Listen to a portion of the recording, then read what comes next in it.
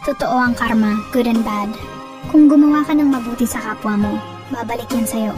Pero kung nangloloko ka, nanggagamit ka, nagsisinungaling ka, nanghahamak ka ng kapwa mo para sa pansarili mong interes, tandaan mo, babalik din lahat yan sa'yo.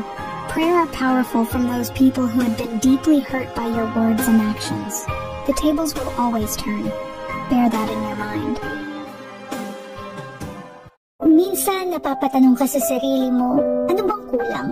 Ano bang mali sa akin? Yung binigay ko naman lahat pero bakit parang hindi pa rin sapat?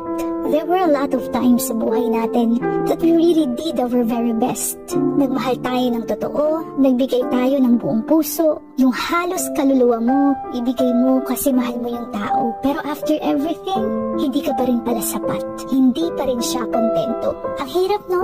Hindi mo alam kailan ka ba talaga sasapat para sa ibang tao. Ano ba talagang kailangan para makontento? You keep on asking yourself, anong mali sa akin? When all you do is be at your best always. Ito yung tanong na kahit siguro pa ulit-ulit nating itanong ay hindi masasagot. Hindi natin alam bakit may mga taong kaya pa rin tayong iwan, magpalit, kahit araw-araw binibigay mo yung best. Kahit halos wala ka nang maibigay, gagawan mo pa rin ng paraan. Sisikapin mo pa rin iparamdam ang pagmamahal. Mahalin mo yung sarili mo. Ingatan mo yung sarili mo. Alagaan mo yung sarili mo. Bakit? Kasi yan lang ang kakampi mo sa mga oras na walang nandyan para sa'yo.